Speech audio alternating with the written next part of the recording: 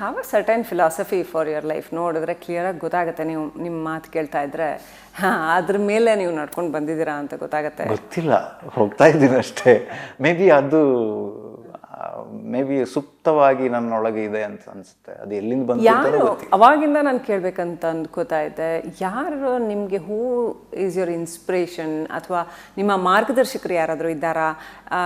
Voice ಓವರ್ನ ಈ ರೀತಿ ಮಾಡಿಕೊಂಡು ಹೋಗು ಅಂತ ಹೇಳೋದಕ್ಕೂ, ಅಂದರೆ ಇದನ್ನು ಹೀಗೆ ಮಾಡ್ಬೋದು ಅಂತ ತೋರಿಸ್ಕೊಟ್ಟಿದ್ದೆ ನೀವು. ಲೈಕ್ ವಾಯ್ಸ್ ಓವರ್ ಪ್ರಪಂಚನ ಇಷ್ಟು ದೊಡ್ಡ ಪ್ರಪಂಚ ಇದೆ, ಇದು ಇಷ್ಟು ಚೆನ್ನಾಗಿ ಉಪಯೋಗಿಸ್ಕೊಳ್ಬೋದು, ದೊಡ್ಡ ದೊಡ್ಡ ನ್ಯಾಷನಲ್ ಇಂಟರ್ನ್ಯಾಷನಲ್ ಬ್ರ್ಯಾಂಡ್ಸ್ನ ಒಬ್ಬ ಕನ್ನಡ ನೆಲದ ಹುಡುಗ ಇಷ್ಟು ಚೆನ್ನಾಗಿ ರೀಚ್ ಆಗಬಹುದು. ಅಟ್ ದ ಸೇಮ್ ಟೈಮ್ ಕನ್ನಡದಲ್ಲೂ ಅಷ್ಟೇ ಚೆನ್ನಾಗಿ ಕೆಲಸ ಮಾಡ್ಬೋದು, ಬದುಕನ್ನು ಕಟ್ಕೊಳ್ಬೋದು, ಕರಿಯರು ಕೆಲಸನೂ ಕೊಟ್ಟರೆ ಬೇರೆಯವರಿಗೆ ಆಂಟ್ರಪ್ರಿನ್ಯೂರ್ ಕೂಡ ಆಗ್ಬೋದು. ಅದೆಲ್ಲ ತೋರಿಸ್ಕೊಟ್ಟಿದ್ದು ನೀವು. ಸೊ ಅದು ಹೇಗೆ ಸಾಧ್ಯ ಆಯಿತು? ಯಾರಾದ್ರ ಹಿಂದೆ ಯಾರಾದರೂ ಗೈಡ್ ಇದ್ದಾರಾ ಅಥವಾ ನಿಮಗೆ ಸಪೋರ್ಟ್ ಮಾಡಿದವ್ರು ಯಾರಾದರೂ ಇದ್ದಾರಾ ಅಥವಾ ಯಾರಿಂದಾದ್ರೂ ಇನ್ಸ್ಪಿರೇಷನ್ ತೊಗೊಂಡ್ರಾ, ರೋಲ್ ಮಾಡ್ಲಿಕ್ಕೆ ತೊಗೊಂಡ್ರಾ? ಹೇಗೆ ಸಾಧ್ಯ ಆಯಿತು? ಸಾಧನೆ ಮಾಡಿದಿನ ಗೊತ್ತಿಲ್ಲ ಫಸ್ಟ್ ಆಫ್ ಆಲ್. ಬಟ್ ಅಂದರೆ ಏನು ನೀವು ಹೇಳಿದ್ರಲ್ಲ, ಅದು ಒಂದು ಇದನ್ನ ಮಾಡಿದ್ರೆ ಒಂದು ವಾಯ್ಸ್ ಓವರ್ನಲ್ಲಿ ಒಂದು ಒಂದು ಶೈಲಿಯ ಬದಲಾವಣೆ ಮಾಡಿದ್ದೀನಿ ಅನ್ನೋ ಒಂದು ಧನ್ಯತೆ ಇದೆ ನನಗೆ. ಅದೊಂದು ಅಂದರೆ ಒಂಥರ ಹೊಸ ರೂಪ, ಅದು ಜನ ಅದನ್ನು ಪ್ರೀತಿಯಿಂದ ತಗೊಂಡ್ರಲ್ಲ ಅನ್ನೋವಂಥ ಧನ್ಯತೆ ಇದೆ ಖಂಡಿತ. ಇನ್ಸ್ಪಿರೇಷನ್ ಅಂತ ಪರ್ಟಿಕ್ಯುಲರ್ ಆಗಿ ಒಬ್ಬರನ್ನೇ ಹೇಳೋದಕ್ಕಿಂತ ಹೆಚ್ಚಾಗಿ ಐ ಥಿಂಕ್ ನಾನು ಏನು ಅರ್ಥ ಮಾಡ್ಕೊಂಡಿರೋದು ಲೈಫಿನ ಮೂಲಕ ಅಂತಂದರೆ, ನಮಗೆ ಜೀವನದಲ್ಲಿ ಪಾಠ ಅಥವಾ ಮಾರ್ಗದರ್ಶನ ಮಾಡೋದಕ್ಕೆ ತುಂಬ ಜನ ಇರ್ತಾರೆ. ನಾವು ಯಾರಿಂದ ಏನನ್ನು ಕಲ್ತ್ಕೊಳ್ತೀವಿ ಅನ್ನೋದು ತುಂಬ ಮುಖ್ಯ ಆಗುತ್ತೆ. ಸೊ ಪ್ರತಿಯೊಂದರಲ್ಲೂ ಕೂಡ ಅಷ್ಟೇ, ಒಂದು ಅವಕಾಶ ನಿಮಗೆ ಮಾರ್ಗದರ್ಶನ ಇರ್ಬೋದು, ಅದನ್ನು ಕೊಟ್ಟವರೇ ನಿಮಗೆ ಮಾರ್ಗದರ್ಶಕರು ಇರ್ಬೋದು. ಸೊ ಆ ಥರದ್ದು ಬೇರೆ ಬೇರೆ ಇದಿರುತ್ತೆ. ಸೊ ಬಟ್ ಮುಖ್ಯವಾಗಿ ಪ್ರೇರಣಾ ಶಕ್ತಿ ಅಂತಂದರೆ ನನ್ನ ಪೇರೆಂಟ್ಸ್. ಅವ್ರು ಖಂಡಿತ ಇವತ್ತಿಗೂ ಕೂಡ ನಾನು ಎಷ್ಟೇ ಮೇಲೆ ಹೋದರೂ, ಎಷ್ಟೇ ಕೆಳಗೆ ಬಿದ್ದರೂ ಅವರು ಅಲ್ಲೇ ನಿಂತು ಆ್ಯಂಕರ್ ಅಂತಾರಲ್ಲ, ಆ್ಯಂಕರ್ ಆಗಿ ಗಟ್ಟಿಯಾಗಿ ನನ್ನನ್ನು ಮುಳುಗದ ಹಾಗೆ ಅಥವಾ ಜಾಸ್ತಿ ಮೇಲೆ ಹೋಗದ ಹಾಗೆ ಗಟ್ಟಿ ಹಿಡ್ಕೊಂಡಿರೋ ಅಂತ. ಅದು ಖಂಡಿತ ಅವರು ಪ್ರತಿಯೊಂದರಲ್ಲೂ ಅಷ್ಟೇ. ಅವರಿಗೆ ನನ್ನ ಫೀಲ್ಡ್ ಬಗ್ಗೆ ಜಾಸ್ತಿ ಗೊತ್ತಿದೆಯೋ ಇಲ್ವೋ ಗೊತ್ತಿಲ್ಲ, ಆದರೆ ಅವರು ಪ್ರತಿಯೊಂದರಲ್ಲೂ ಕೂಡ ಒಂದಲ್ಲ ಒಂದು ರೀತಿಯಲ್ಲಿ ಗೈಡಿಂಗ್ ಪವರ್ ಆಗಿದ್ದಾರೆ. ಸೊ ಅವರಿಲ್ಲದೆ ನಾನು ಏನೂ ಅಲ್ಲ, ಅವರಿಲ್ಲದೆ ನಾನು ಇರ್ತಾನೋ ಇಲ್ಲ.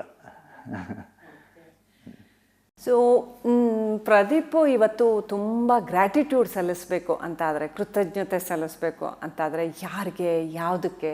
ಯಾವುದಾದ್ರೂ ಒಂದು ವಿಚಾರ, ವ್ಯಕ್ತಿ ಅಥವಾ ಒಂದು ಹೇಳಾಯ್ತು ನಿಮಗೆ? ಹೇಳಾಯ್ತು. Okay. So it's to your parents, ಅಪ್ಪ ಅಮ್ಮ, ಹೆತ್ತವರು. Okay, amazing. ಹೆತ್ತವರ ಓಕೆ. ಸೀರಿಯಲ್ಗಳಲ್ಲಿ ಅಂತ ಬಂದಾಗ ಸಾಕಷ್ಟು ಸೀರಿಯಲ್ಗಳಲ್ಲಿ ಎಸ್ಪೆಷಲಿ ಆ ಪ್ರೋಮೋ ವಾಯ್ಸ್ ಇರುತ್ತಲ್ಲ ನಿಮ್ಮದು, ಭಾರಿ ಮಜಾ ಇರುತ್ತೆ. ಆ ಸೀರಿಯಲ್ ಟ್ರೂಲಿ ಅಷ್ಟು ಇಂಟ್ರೆಸ್ಟಿಂಗ್ ಆಗಿರುತ್ತೋ ಇಲ್ವೋ ಗೊತ್ತಿಲ್ಲ, ನನಗೂ ಗೊತ್ತಿಲ್ಲ. ಪ್ರೋಮೋ ವಾಯ್ಸ್ ಅಂತ ಸಾಕಾಗಿರುತ್ತೆ. ಆ ವಾಯ್ಸ್ ನಮ್ಮ ಕೆಲಸ ಅದು. Okay, to give that perfection. ನನಗೆ ಅಲ್ಲ, ಅದು ಯಾವುದೇ ಆಗಲಿ, ಈಗ ಒಬ್ಬ ವಾಯ್ಸ್ ಆರ್ಟಿಸ್ಟ್ ಆಗಿದ್ದಾಗ ನಮಗೆ ಸಿಕ್ಕ ಸ್ಕ್ರಿಪ್ಟ್ಗೆ ಮತ್ತು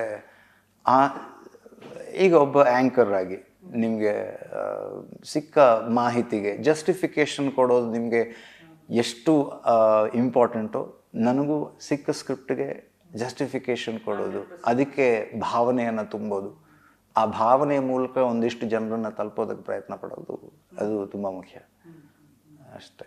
ಯಾವುದಾದ್ರೂ 1 or 2 ಸೀರಿಯಲ್ದು ನೀವು ಕೊಟ್ಟರೋದು ನೆನ್ಪು ಮಾಡ್ಕೊಬೋದಾ? Lines, any lines?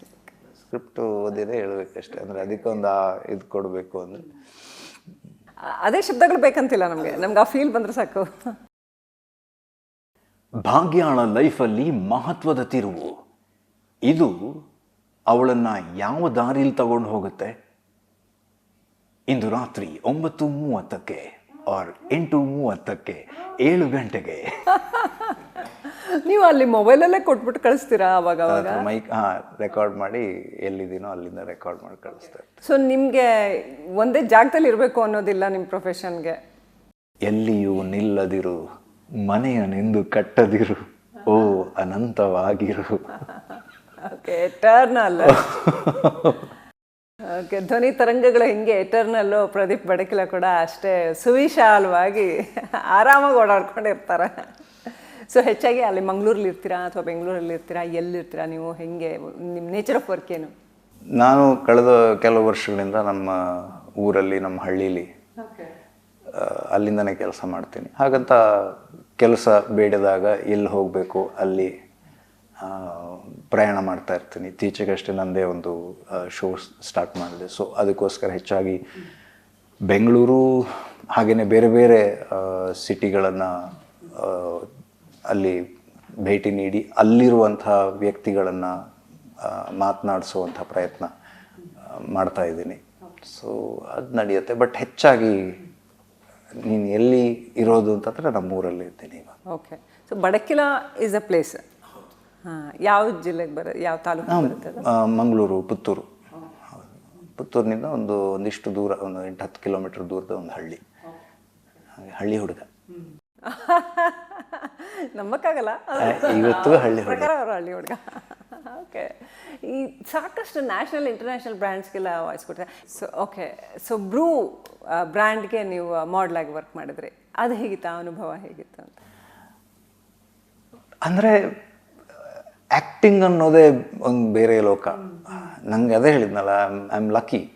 ಈ ಥರ ಇಷ್ಟೊಂದೆಲ್ಲ ಅವಕಾಶಗಳನ್ನು ಎಕ್ಸ್ಪ್ಲೋರ್ ಮಾಡೋದಕ್ಕೆ ನಂಗೆ ಅವಕಾಶ ಸಿಕ್ಕಿದ್ದೇ ನನ್ನ ಚಾನ್ಸ್ ಅಂತ ಹೇಳ್ಕೊಂಡು ನಾನು ಮಾಡ್ತಾ ಹೋಗೋದು. ಬ್ರೂ, ಹಾಗೆಯೇ ನಾನು ಕೋಲ್ಗೇಟ್ ಆ್ಯಡ್ನಲ್ಲಿ ಆ್ಯಕ್ಟ್ ಮಾಡಿದ್ದೀನಿ. ಮತ್ತು GRT ಜ್ಯುವೆಲ್ಸ್ ಅವ್ರದ್ದು ಆ್ಯಡಲ್ಲಿ ಆ್ಯಕ್ಟ್ ಮಾಡಿದ್ದೀನಿ. ರೆಡ್ ಬಸ್ ಇರ್ಬೋದು, ಮತ್ತು ಹೋಂಡಾ. ಸೊ ನಾನು ಆ್ಯಡ್ಗಳು ಜಾಸ್ತಿ ಮಾಡಿಲ್ಲ, ಬಟ್ ನನ್ನ ಪುಣ್ಯಕ್ಕೆ ಒಳ್ಳೆ ಬ್ರ್ಯಾಂಡ್ಗಳ ಮಾಡೆಲ್ ಆಗಿ ಆ್ಯಕ್ಟ್ ಮಾಡೋದಕ್ಕೆ ಅವಕಾಶ ಸಿಕ್ಕಿದೆ. ಈ ಅನುಭವಗಳು ಒಂದು ರೀತಿಯಲ್ಲಿ ಒಂದು ಚಿಕ್ಕ ಒಂದು 10-30-40 ಸೆಕೆಂಡ್ನ ಆ್ಯಡ್ ಮಾಡೋದಕ್ಕೆ ಬೇಕಾದಂಥ ತಯಾರಿ ಏನು, ಮತ್ತು ಅದರ ಹಿಂದೆ ಯೋಚನೆಗಳೇನು. ಯಾಕಂದರೆ ಅಷ್ಟರಲ್ಲಿ ನೀವು ಆ ಪ್ರಾಡಕ್ಟ್ ಏನು ಅನ್ನೋದನ್ನು ಜನರಿಗೆ ತಿಳಿಸ್ಕೊಡೋದು. ಯಾಕಂದ್ರೆ ನಾನು ಮೊದಲಿಂದನೂ ಅಷ್ಟೇ ನಂಗೆ ಬ್ರ್ಯಾಂಡ್ಗಳಂದರೆ ತುಂಬ ಇಷ್ಟ. ಅಂದರೆ ಆ ಬ್ರ್ಯಾಂಡ್ ಹಾಕಿ ತಿರುಗಬೇಕು ಅಂತ ಅನ್ನೋದಲ್ಲ, ಅದು ಇಷ್ಟನೇ ಒಂದು ಹಂತದವರೆಗೆ.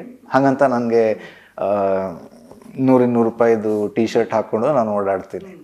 ಸೊ ವರ್ಸಟಿಲಿಟಿ ಇದೆ. ನಾನು ರೋಡ್ ಸೈಡ್ನ ಹೈಜೀನಿಕ್ ಆಗಿರೋ ಫುಡ್ಡನ್ನು ತಿಂತೀನಿ.